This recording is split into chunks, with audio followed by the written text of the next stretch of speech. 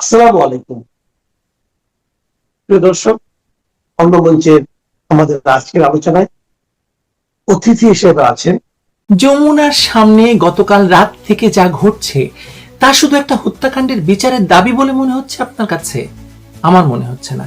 মনে হচ্ছে এক হাদিকে দিয়ে সরকার যেমন প্রথম থেকে ক্ষমতাকে দীর্ঘায়িত করার চেষ্টা করেছে, তাকে রাজনীতিতে উল্লেখযোগ্য করে, তাকে হত্যা করে এবং শেষ পর্যন্ত আবার তার হত্যার দাবিতে লোক জড়ো করে সরকার কি নির্বাচন ঠেকানোর উপায় তারা করছে কিনা, চলুন দেখা যাক।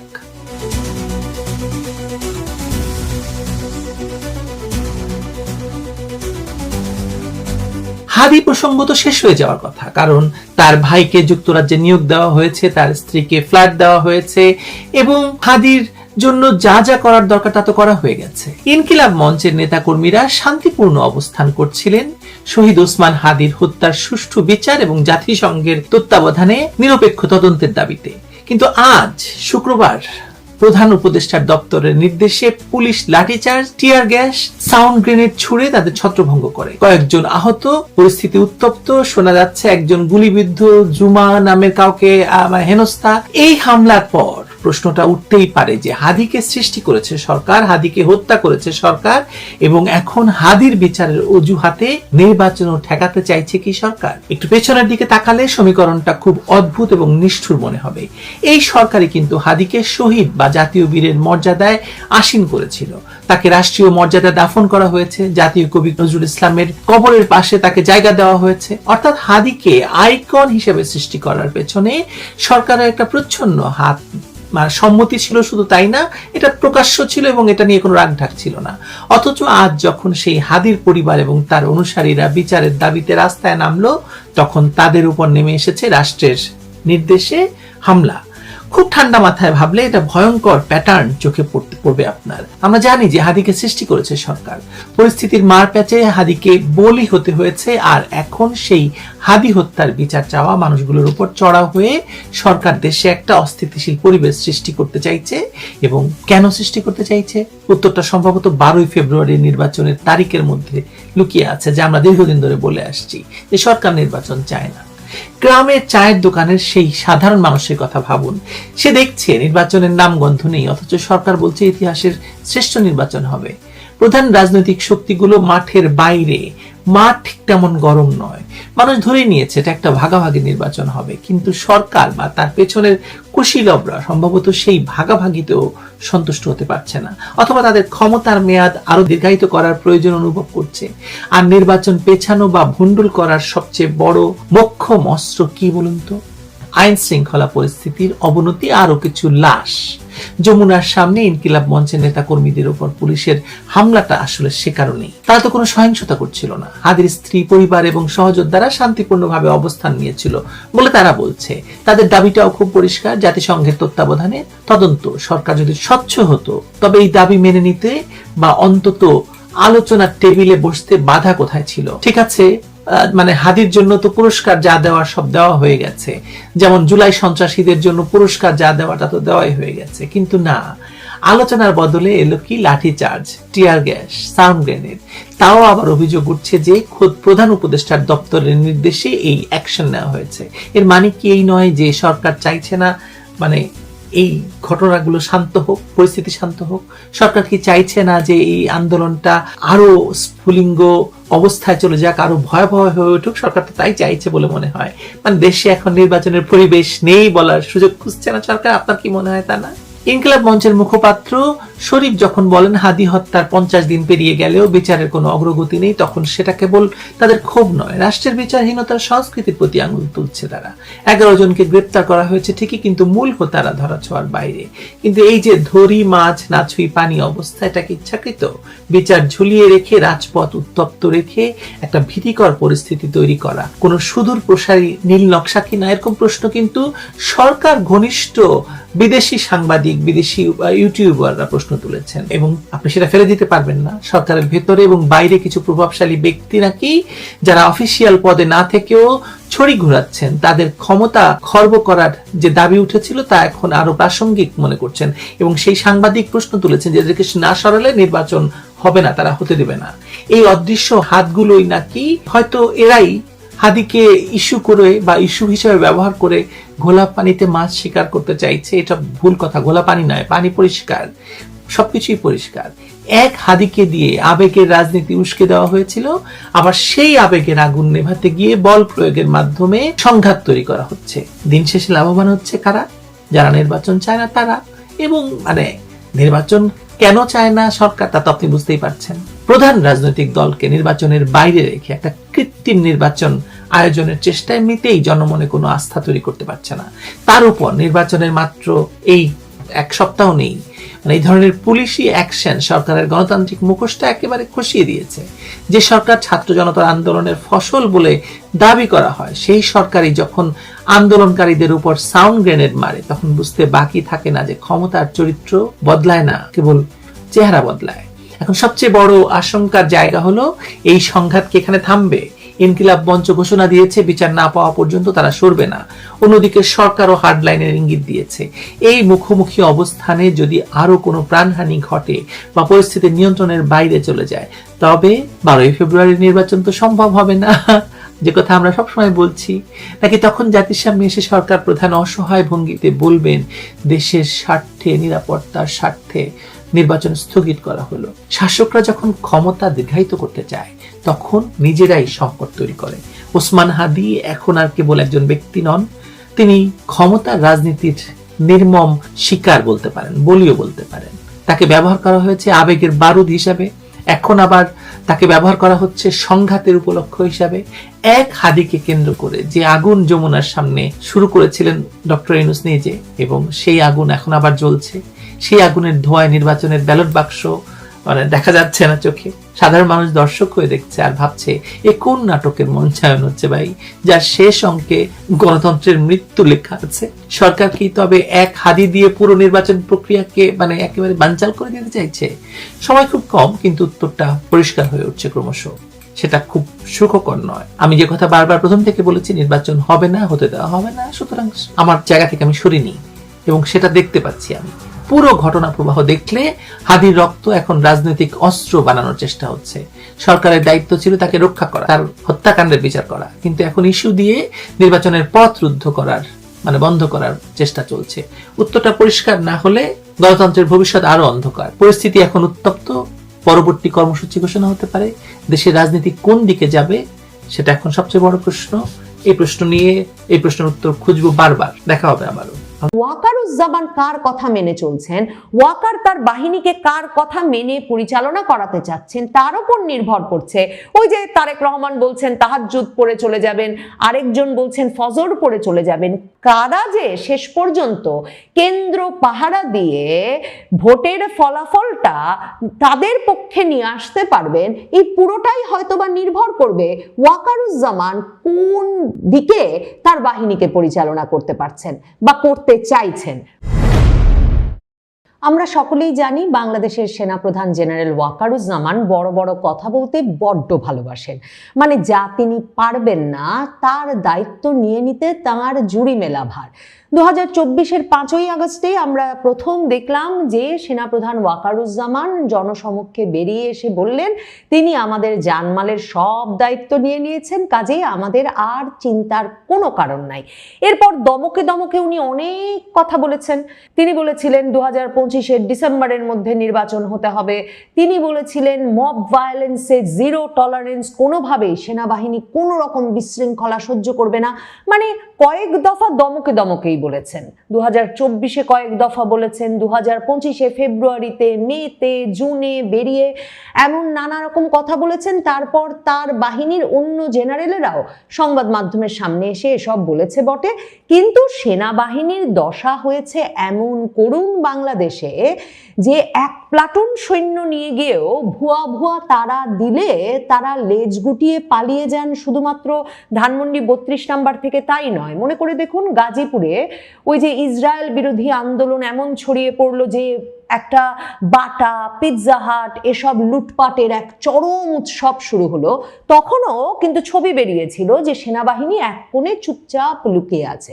এহেন নেতা সেনাপ্রধান ওয়াকারুজ্জামান এবার আশ্বস্ত করে বলেছেন নির্বাচনের সকল প্রস্তুতি নেওয়া হয়ে গেছে এবং নির্বাচন কোনোভাবেই না হওয়ার নাকি কোনো সম্ভাবনা নাই। মানে মনে হচ্ছে যেন নির্বাচন হবে কি হবে না সে সিদ্ধান্ত নেওয়ার মালিক সেনাপ্রধান ওয়াকারুজ্জামান। এবং তিনি বলেছেন যে তারা আশ্বস্ত করতে চান যে যেহেতু লাখো সদস্য তিনি মোতায়েন করে দিয়েছেন সেনাবাহিনীর, সর্বত্র সেনা সদস্যরা আছেন, কাজেই কোনোভাবেই যাতে কেউ ভীত না হয়, সকলে যাতে নিশ্চিন্তে ভোট কেন্দ্রে যায়। কারণ ভোট কেন্দ্র বা ব্যালট বাক্স দখলের কোনো চেষ্টা হলেই নাকি তারা রক্ষা করবেন, তারা উদ্ধার করবেন। ভাবেন তো, মানে কয়েকটা ঘটনা আপনাদেরও যা মনে পড়ছে সেগুলো মনে করে দেখেন যে সেনাপ্রধান ওয়াকারুজ্জামানের এসব কথায় কোনো ভরসা পাওয়া যায় কিনা।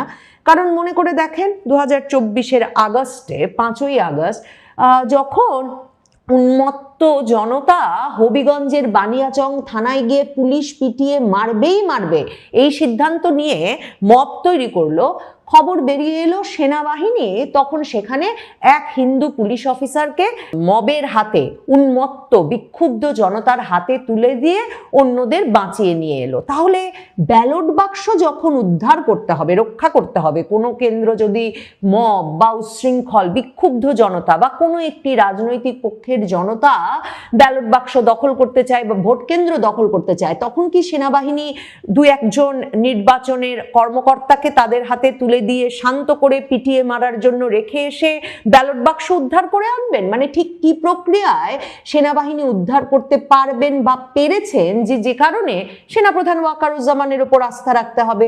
কিংবা 32 নম্বরের কথা বাদই দেন, মানে 1 বছর হয়ে গেল, এরপরে কোনোখানে সেনাপ্রধান ওয়াকারুজ্জামানকে তৎপরভাবে কাউকে বাঁচিয়ে আনার ক্ষেত্রে সাফল্য লাভ করতে দেখা গেছে? দেখা গেছে গোপালগঞ্জে জুলাই পদযাত্রার সময় জাতীয় নাগরিক পার্টির 5 জন, কেউ কেউ বলেন 7 জনকে তারা গুলি করে মেরেছে। আর জাতীয় নাগরিক পার্টির নেতৃবৃন্দ যারা গোপালগঞ্জ মার্চ টু গোপালগঞ্জ, বঙ্গবন্ধু শেখ মুজিবুর রহমানের সমাধি দখলে নেবে, গোপালগঞ্জ দখলে নেবে এসব ঘোষণা দিয়ে গোপালগঞ্জে উপস্থিত হয়েছিল, তাদেরকে সেনাপ্রধান এরপরে সাজোয়া জানে, সেনাবাহিনীর সাজোয়া জানে লুকিয়ে ওই এলাকা ছাড়তে সহায়তা করেছেন। এটা একটা সাফল্যের স্টোরি। অন্যগুলো ভাবুন তো, কোনোখানে এই যে দীপু চন্দ্র দাস কিছুদিন আগে যাকে কয়েক ঘন্টা ধরে বিক্ষুব্ধ জনতা পিটালো, পিটিয়ে গাছে ঝোলালো, গাছে ঝুলিয়ে পুড়িয়ে মারলো, সেনাবাহিনী কোথায় ছিল? কিংবা সারা পৃথিবীতে এই দীপুচন্দ্র দাসের ঘটনা ছাড়াও আরেকটি যে ঘটনা বাংলাদেশে শিরোনাম হলো সাম্প্রতিক সময়ে, যে এক মাজার থেকে মাজারের কবর খুঁড়ে ওই মাজারের পীরকে বের করে তার লাশটা আবার পুড়িয়ে দেওয়া হলো রাজপথে এনে, তখনই বা সেনাবাহিনী কোথায় ছিল? ক্রমাগতভাবে এই অভিযোগ, এই খবর এসেছে যে খবর দেওয়ার পরেও 1.5 ঘন্টা 2 ঘন্টার আগে, মানে উন্মত্ত জনতার মাথা ঠান্ডা হওয়ার আগে সেনাবাহিনী বা সেনাপ্রধান ওয়াকারের বাহিনীকে কোথাও কোনো জায়গায় তাদের টিকিটাও দেখা যায়নি। আর উন্মত্ত বিক্ষুব্ধ জনতাকে ঠান্ডা করে কোনো অপরাধ তারা ঠেকাতে পেরেছে তার কোনো উদাহরণ নাই। কারণ সেনাবাহিনী সদস্যদের গায়ে হাত তোলারও একটা নিয়মিত চর্চা শুরু হয়ে গেছে বাংলাদেশে 2024-এর জুলাই আগস্টের পর থেকে। শুধু যে ভুয়া ভুয়া স্লোগানে তাদের পালিয়ে আসতে হয়েছে তাই নয়, অনেক ক্ষেত্রেই মানে পুলিশ সদস্যদেরকে তো পিটিয়ে মেরে ঝুলিয়ে পুড়িয়ে সবই হয়ে গেছে, কাজেই পুলিশ সদস্যরা এখনো ভীত, তাদের হাতে কোনো অস্ত্র নাই, তাদের হাতে আছে লাঠি। এই অবস্থায় পুলিশ সদস্যরা ভীত, এক রকমের অসংগঠিত বিশৃঙ্খল অবস্থায় আছেন, কি করলে কি হয়ে যায় তা যখন জানেন না, সেনাবাহিনীর ভেতরেও এই ভীতি চরম আকার ধারণ করেছে। কারণ সেনাবাহিনীর সদস্যদের আবার বিচার চলছে সাধারণ আদালতে, আন্তর্জাতিক অপরাধ ট্রাইব্যুনালে, কেউ গুম, কেউ হত্যা, মানে যাকে যেই অভিযোগে পারা যাচ্ছে তারই সেখানে বিচার চলছে। সেনাপ্রধান ওয়াকারুজ্জামান তার বাহিনীর উদ্দেশ্যে দরবারে বসে একথাও দিয়েছিলেন যে তিনি কিছুতেই সেনা সদস্যদেরকে, সেনা কর্মকর্তাদের পুলিশের গাড়িতে করে, প্রিজন ভ্যানে করে তারা আদালতে যাচ্ছেন আর ফিরছেন, এ দৃশ্য তিনি সহ্য করতে পারবেন না, কাজেই সেটা তিনি যে কোনো মূল্যে ঠেকাবেন। সেনাপ্রধান ওয়াকারুজ্জামান সে কাজও পারেন নাই। তিনি এক একটা মাত্র কাজ মনোযোগের সাথে করছেন, যে কারণে আরো বিশ্বাস করবার কারণ নাই কেউ ভোট কেন্দ্র দখল করতে এলে, ব্যালট বাক্স ছিনতাই করতে এলে তিনি কিছু সক্রিয়ভাবে করতে পারবেন। কারণ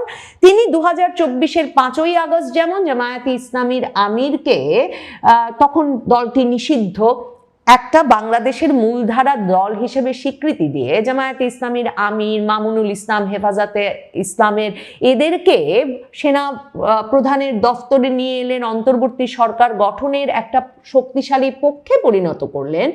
সেনাপ্রধান ওয়াকারুজ্জামানের সাথেই জামায়াতের আমিরের অত্যন্ত ঘনিষ্ঠ সম্পর্কটা কিন্তু এখনো বজায় আছে। মানে কে কার কথায় চলছেন সেটা নিয়ে এক একজন এক এক তত্ত্ব দিতে পারেন, কিন্তু স্পষ্টত তাদের সম্পর্কটা ভীষণভাবে সক্রিয় আছে। একদিকে যেমন জামায়াতে ইসলামীর ঘনিষ্ঠ ব্রিগেডিয়ার জেনারেল আজমি সংবাদ মাধ্যমে সাক্ষাৎকার দিয়ে বলেছেন যে সেনাপ্রধান ওয়াকারুজ্জামান তার সব কথাই মেনে চলছেন, কয়েক দফা তার কাছে হাত জোর করে ক্ষমাও চেয়েছেন যে যাতে তিনি সেনাবাহিনীর বিভিন্ন কর্মকর্তাদের বিচার আচার থেকে মুক্ত করেন। ব্রিগেডিয়ার জেনারেল আজমি রাজি হন নাই। কাজেই সেনাপ্রধান ওয়াকারুজ্জামান জানেন যে যে কোনো সময় তাকেও আদালতে 2024-এর জুলাই আগস্টে যাত্রাবাড়ি অপারেশন কিংবা যে কোনো ঘটনার জন্য, বা তিনি ক্ষমতায় থাকতে এই যে ব্রিগেডিয়ার জেনারেল আজমিকে সেনাবাহিনীর সদর দফতরে মানে ক্যান্টনমেন্ট এলাকায় গুম করে রাখা হয়েছিল, এমন যে কোনো অভিযোগে তাকেও জেলে ঢুকিয়ে দেওয়া হতে পারে, আদালতের বিচারের সম্মুখীন করা হতে পারে। কাজেই সেনাপ্রধান ওয়াকারুজ্জামান একটা সরু সুতার উপর দিয়ে সবসময় হাঁটছেন। এর মধ্যে জামায়াতে ইসলামীর আমিরের সঙ্গে তার ঘনিষ্ঠতাটা বজায় আছে, তিনি তাকে একরকম দয়া করে চলছেন, যে কারণে জামায়াতের আমিরও কিন্তু আবার এই যে তাদের নির্বাচনী ঐক্যটা ঘোষণা দিলেন জাতীয় নাগরিক পার্টির সঙ্গে, তার পরপরই জামায়াতে আমিরের সঙ্গে এই সেনাপ্রধান ওয়াকারুজ্জামানের সেনা ভবনে একটা গুরুত্বপূর্ণ বৈঠক অনুষ্ঠিত হলো, একেবারে 1 to 1 দুজনের মধ্যে। অন্যদিকে তারেক রহমানের সঙ্গে এখন পর্যন্ত কোনো আনুষ্ঠানিক সাক্ষাতের সুযোগ হয় নাই সেনাপ্রধান ওয়াকারুজ্জামানের।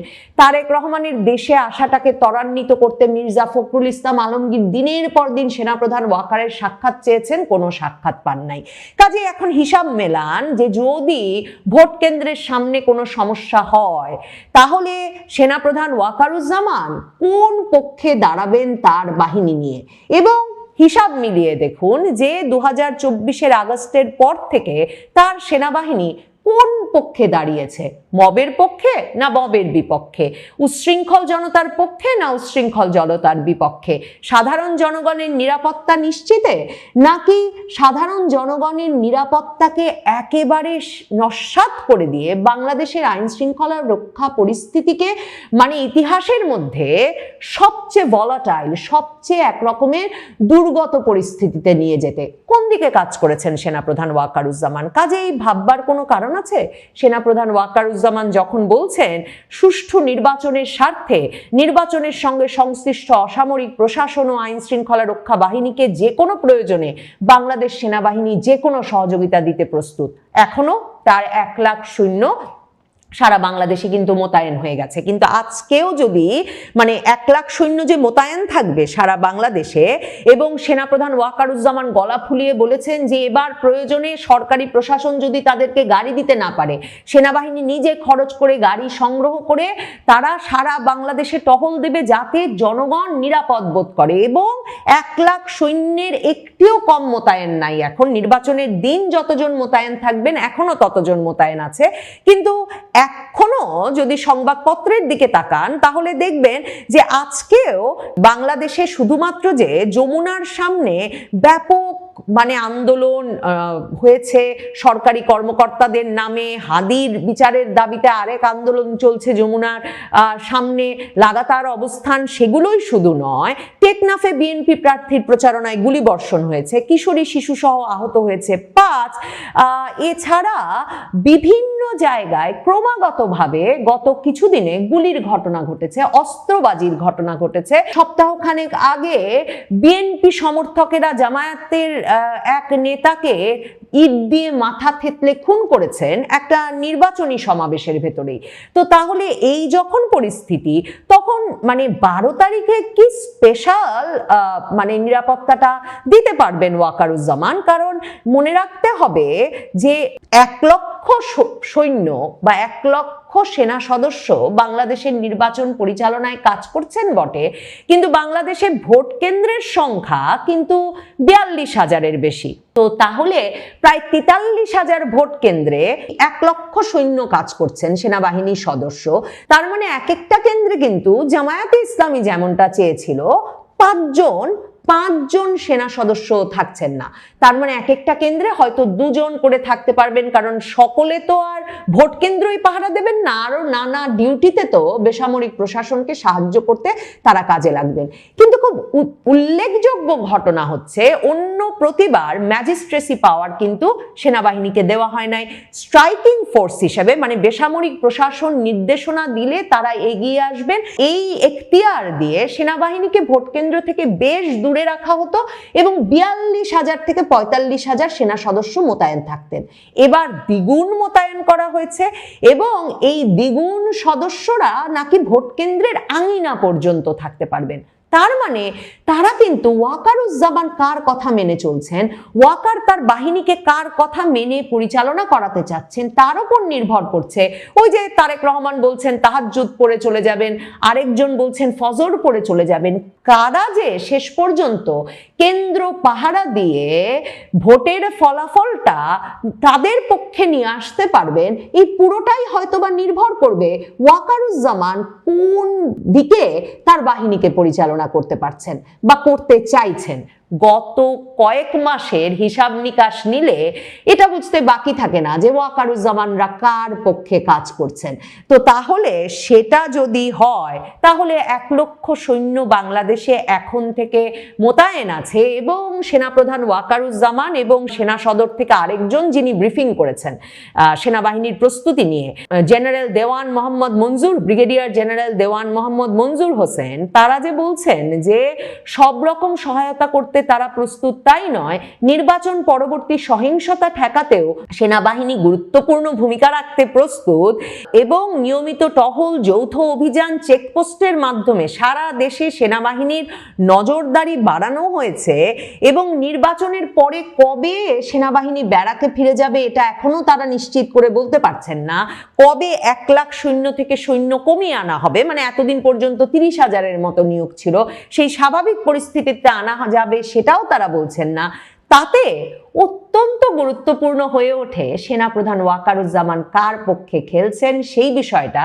কারণ মনে রাখতে হবে, নির্বাচনটা হয়ে যাওয়া, নির্বাচনের ফলাফল কে মেনে নিলেন কিভাবে সেগুলো, এবং নির্বাচনের ফলাফল কোন দিকে যায় তার ফলে সরকারটা কেমন গঠিত হয়। ইউনূস সরকার ক্ষমতা হস্তান্তর প্রক্রিয়াটা সহজে করেন নাকি তারা আসলে সংবিধান সংস্কারের নামে আরো কয়েক মাস বা 1 বছরের মতো সময় হাতে নিয়ে নেন, এই সবগুলো বিষয়ে সেনাপ্রধান ওয়াকারুজ্জামানের সঙ্গে কার কি আলাপ হয়েছে, তিনি কার কথা মেনে চলবেন বলে ঠিক করেছেন, মানে গত 17-18 মাসে সেটা পরিষ্কার তিনি কার কথা মেনে চলবেন, সেসব মাথায় রাখলে উদ্বিগ্ন হবার বরং কারণ আছে যে বাংলাদেশে এখন 1 লক্ষ সেনা সদস্য অস্ত্র শস্ত্র নিয়ে মোতায়েন আছে।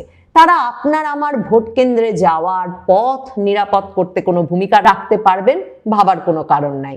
তারা আপনার আমার ভোট কেন্দ্র, ব্যালট বাক্স নিরাপদ রাখবেন জনগণের পক্ষ নিয়ে, সেটা ভাববারও কোনো কারণ নাই।